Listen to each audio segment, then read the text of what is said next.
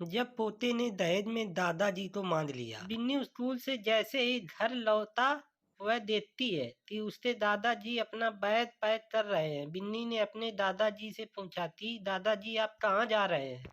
दादाजी ने बताया, बेटी मैं गांव जा रहा हूँ और बहुत ज़्यादा ही वापस आऊँगा। बिन्नी जिद करते हुए बोली, नहीं दादाजी आप तो कहीं नहीं जाना। अगर आप गांव चले जाएंगे तो स्कूल में आते ही मुझे इस घर में कौन गले लगाएगा और कौन मुझसे अपने साथ पार घुमाने ले जाएगा। पहले तो बिन्नी को लगा कि उसके दादाजी सचमुच गांव जा रहे हैं, लेकिन जब उसने अपनी मम्मी पापा से सुना कि दादाजी गांव नहीं बल्कि वृद्ध आश्रम जा रहे हैं, बिन्नी अपने दादाजी के पास जाकर उनको जोर से पकड़ लिया और फफट फफट कर रोने लगी।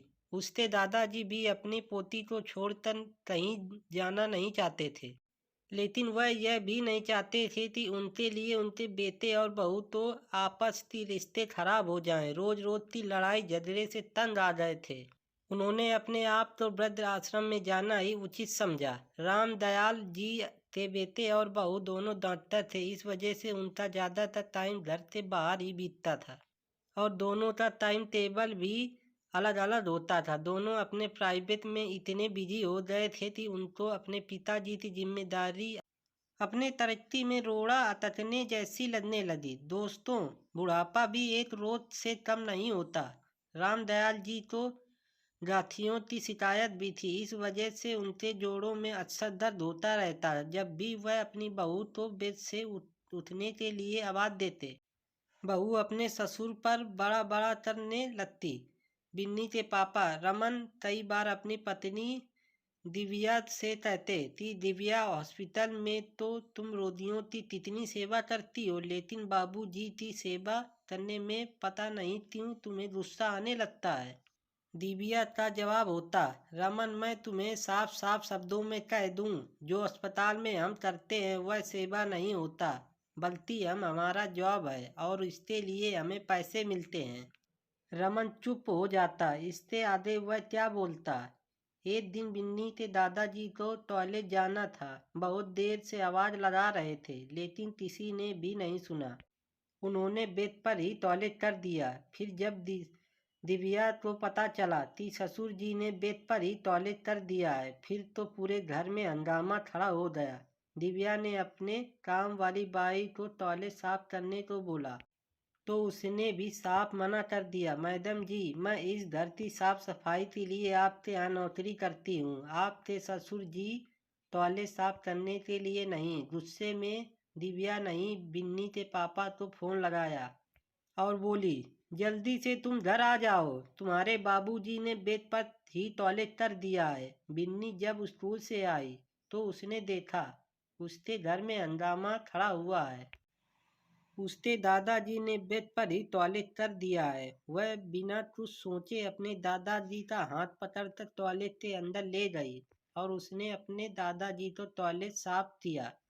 दादाजी बोलने रहने दो बिटिया, मैं जाकर बेड तक टॉयलेट साफ कर देता हूँ। बिन्नी के दादाजी जैसे ही अपना टॉयलेट साफ कर रहे थे, रमन हॉस्पिटल से आ गया था। उसने अपने बाबूजी को इस तरह टॉयलेट साफ करते देखा हुआ उसे बहुत बुरा लगा।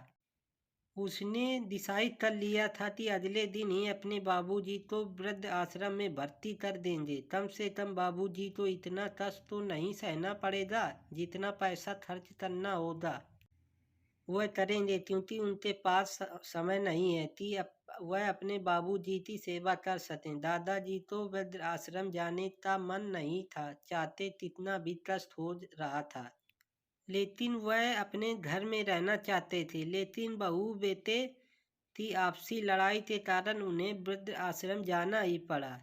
हर हफ्ते बिन्नी अपने दादाजी से मिलने वृद्ध आश्रम जरूर जाती। बिन्नी के दादाजी तो वृद्ध आश्रम में रहते हुए 1 साल से भी ज़्यादा हो चुका था।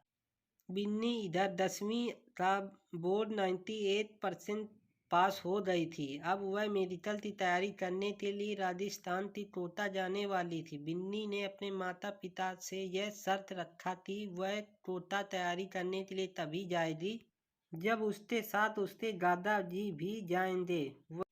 पीज में नहीं रह दी। वह बल्कि अलग से फ्लैट लेकर अपने दादाजी के साथ रहना चाहती है। बिन्नी के माँ बाप ने बहुत समझाया, तुम वहाँ पढ़ाई करने के लिए जा रही हो, रिश्ते निभाने के लिए नहीं, और तुम्हारे दादाजी को कोई तकलीफ नहीं है।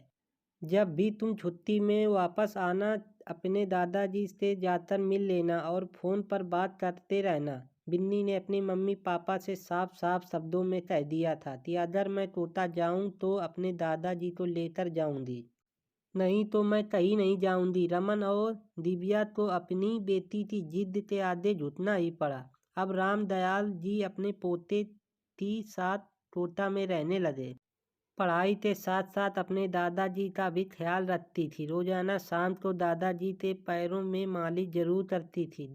रामदयाल जी अपने पोती को देखकर गर्व से भर जाते थे कि भगवान अगर किसी को बेटी दे तो बिन्नी जैसी दे। समय अपनी गति से चलता रहा और 5 साल कब बीत गए पता भी नहीं चला। बिन्नी अब डॉक्टर बन गई थी, लेकिन उसने अपने दादाजी का साथ नहीं छोड़ा। वह अपने दादाजी को भी अपने साथ ही रखती। बिन्नी के माता पिता ने एक दिन मजाक में अपनी बेटी से कहा, बिन्नी जिस तरह से तू अपने दादाजी से प्यार करती है, हमें तो लगता है कि दहेज में अपने दादाजी को साथ ही ले जाएगी। बिन्नी बोली, सही कह रहे हो मम्मी पापा, अपने दादाजी को कभी नहीं छोड़ूंगी। दादाजी मेरी जान बसती है और मैं शादी भी उसी लड़के से करूंगी जो मेरे दादाजी का भी ऐश्वर्य करेगा।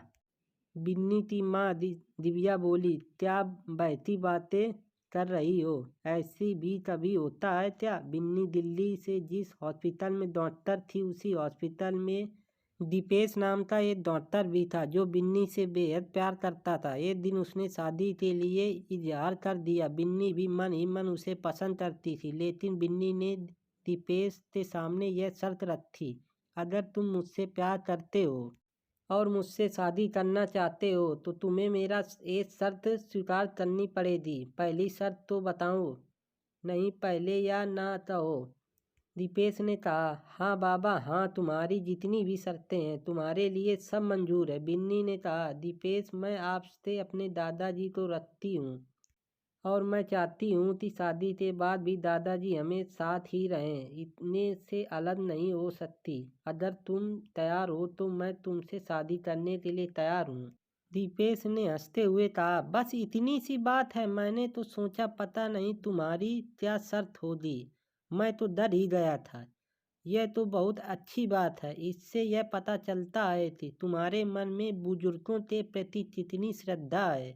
तुम्हारे जैसी लड़की कौन लड़का नहीं अपनाना चाहेगा, जिसके मन में बुजुर्गों के प्रति इतनी दीक्षा होगी। फिर कुछ दिन बाद दीपेश और बिन्नी की शादी हो गई। बिन्नी सुबह सुबह विदाई के साथ अपने दादाजी को भी अपने गाड़ी में बैठाने लगी। तभी उसके पिताजी रमन ने सबसे सामने अपने बेटे से माफ़ी मांगा, बेटी तुम्हें मन में अपने दादाजी के प्रति इतना प्यार देखकर हमें भी एहसास हो गया कि बुजुर्ग बोझ नहीं बल्कि एक आशीर्वाद की तरह होते हैं।